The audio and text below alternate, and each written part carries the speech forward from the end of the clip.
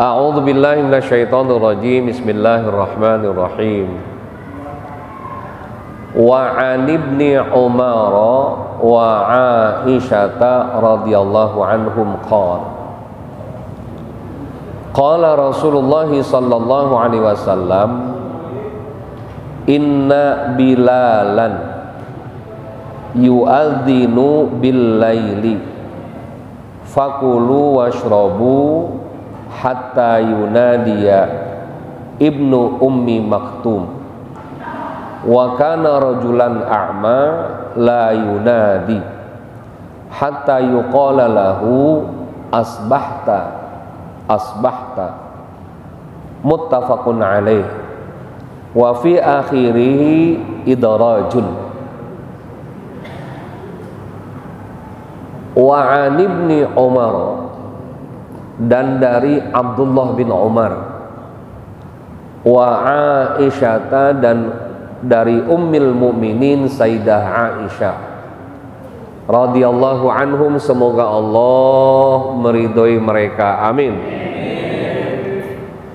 Qala, berkata Abdullah bin Umar, qala Rasulullah sallallahu alaihi wasallam, bersabda baginda Nabi besar Muhammad. Kurang paseh sallallahnya, ada jeruk di mulutnya kayaknya ya. Inna Bilalan, sesungguhnya sahabat Bilal. Ini maksudnya Bilal yang menjadi anak angkatnya Rasulullah ya, Bilal bin Rabah. Beliau asalnya dari Habasyah, sekarang dari Ethiopia, kulitnya hitam. Yu'adzinu bil lail, mengumandangkan adzan sebelum fajar. Jadi sebelum datang subuh udah adzan. Fakulu washrabu, kata Rasul, Bilal, orang itu butuh istirahat, butuh makan, butuh minum. Hatta yunadiya ibnu ummi maktum, sampai ada sahabat Rasul namanya Abdullah bin Ummi Maktum.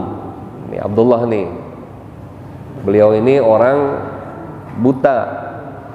Wa kana rajulan a'ma, dan Abdullah bin Ummi Maktum ini orang buta. La yunadi, tidak akan mengumandangkan azan, hatta yuqala lahu, jika ada orang yang memberitahunya asbahta asbahta, ini udah waktu subuh, ini udah waktu subuh. Muttafaqun alaih, hadis ini diriwayatkan oleh Imam Bukhari dan Imam Muslim.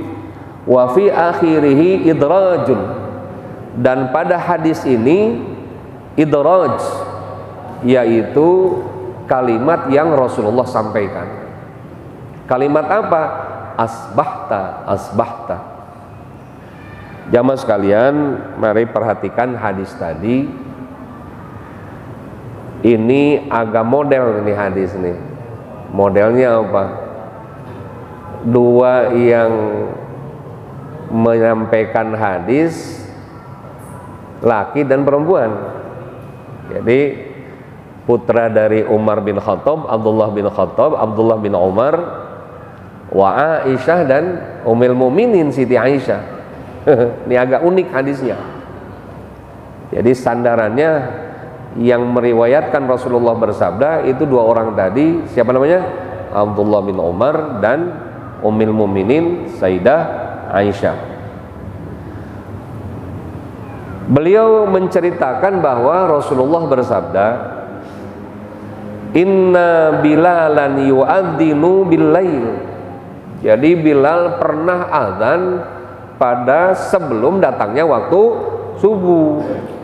Dia azan tuh persis yang dilakukan di Masjid Madinah dan Masjidil Haram, nanti kita bahas selanjutnya hadisnya.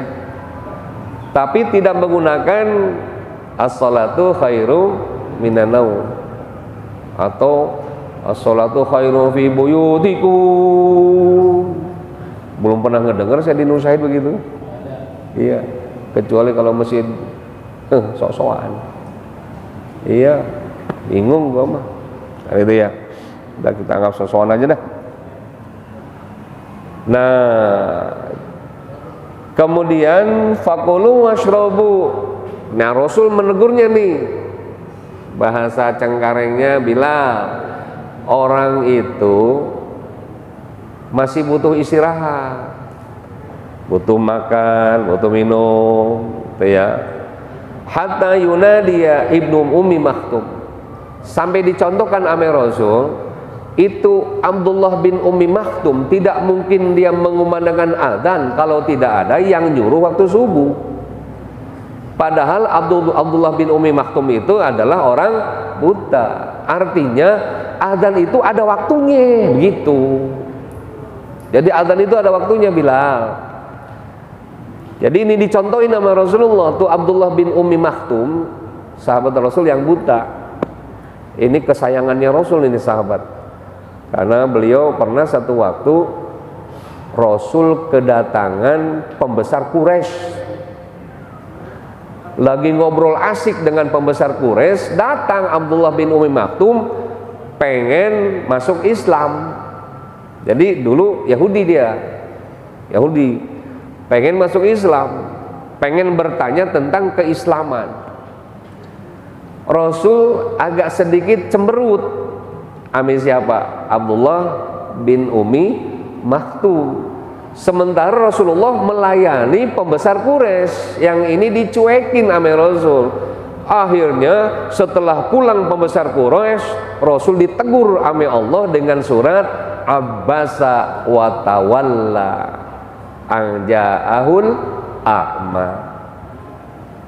Kata Allah, Abasa, wahai muka yang masem, tahu muka yang cemberut ini, ditekuk mukanya, watawala, dan yang berpaling begini nih, gitu ya. Orang yang nggak suka kan begitu,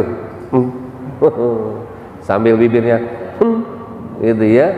Nah, ternyata anja'ahul a'ma, yang datang orang yang buta itu sesungguhnya dialah yang sebenarnya masuk Islam, yang pengen tahu tentang Islam. Kalau mereka orang Quraisy ternyata cuma pengen ngorek-ngorek kekurangan kelemahan Islam gitu. Jadi zaman baheula itu sudah ada sekuler, sudah ada orang yang menghancurkan dari dalam. Itu pembesar Quraisy. Ternyata begitu pulang mereka, wah Islam cuman segitu, ternyata cetek begitu.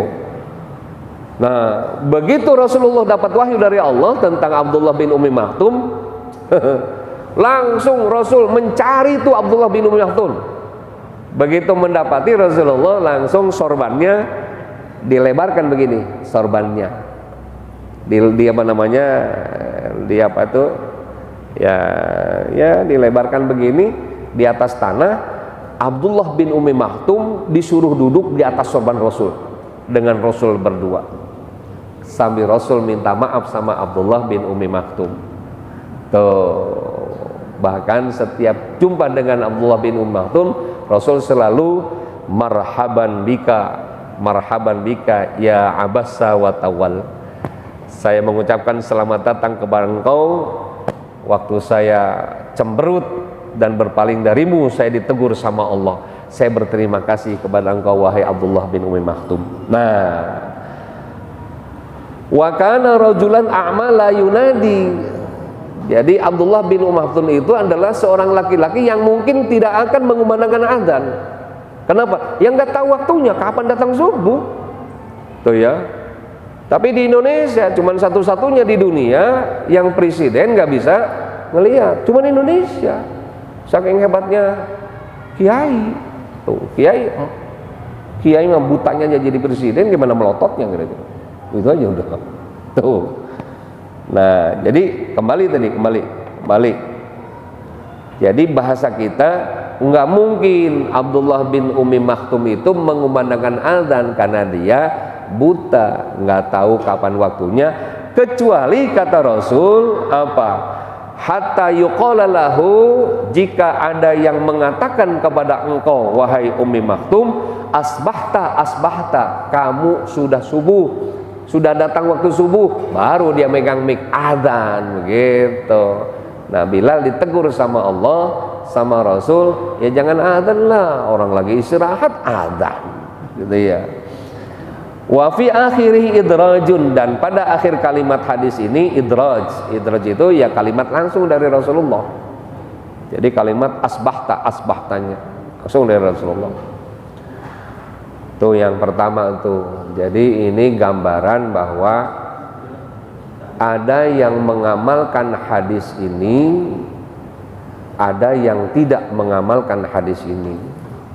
Nanti kita akan simpulkan siapa aja yang mengumandangkan azan sebelum datang waktu subuh.